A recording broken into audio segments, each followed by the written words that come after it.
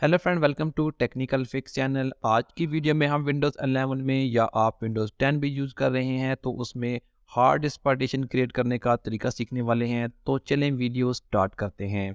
सबसे पहले मैं यहाँ पर दिस पीसी ओपन करके आपको चेक करवा देता हूँ कि मेरे पास दो ड्राइव हैं, एक है सी ड्राइव और दूसरी है डी ड्राइव। मैं डी ड्राइव में जाकर आपको चेक करवाता हूँ कि मेरे पास कितना वॉल्यूम है। आप जहाँ पर आप देख सकते हैं कि 83 जीबी का वॉल्यूम जो है वो मेरे पास फ्री है। तो अब मैं आज यहाँ से एक डिस्क की पार्टीशन क्रिएट करूँगा।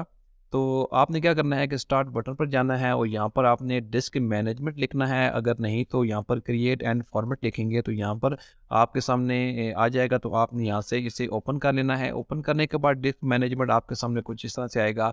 यहाँ से मैंने डी ड्राइव में से एक वॉल्यूम शेयरिंग करना है। तो यहाँ पर आपने क्या करना है कि जिसमें से भी आपने वॉल्यूम शेयरिंग करना है वहाँ पर राइट क्लिक करना है। इसके बाद शेयरिंग वॉल्यूम पर क्लिक करना है। यहाँ पर आपने वो वॉल्यूम ऐड करना है जितने जीबी की भी आप हार्ड ड्राइव बनाना चाहते हैं। मैं आपको एग्जांपल के तौर पर एक चेक करवा देता हूँ। एमबी 2 जीबी करेंगे तो यहाँ पर आपके सामने आ जाएगा।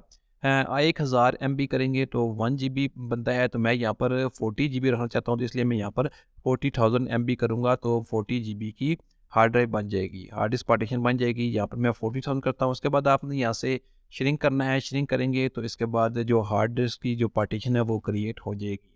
अब आपने क्या करना है कि यहाँ पर दोबारा राइट क्लिक करना है, नई पार्टीशन पर न्यू सिंपल वॉल्यूम पर क्लिक करना है। इसके बाद आपने यहाँ से नेक्स्ट करना है, अगेन नेक्स्ट करना है। उसके बाद आप यहाँ से कोई भी एक लेटर सेलेक्ट कर सकते हैं जो भी आप हार्ड ड्राइव का रखना चाहते हैं, जो पहले से मौजूद नहीं है। जहाँ पर कोई भी मैं एक लेटर सेलेक्ट कर लेता हूँ। इसके बाद आपने यहाँ से नेक्स्ट करना है, फिर नेक्स्ट करना है। उसके बाद आपने यहाँ से फिनिश कर देना है।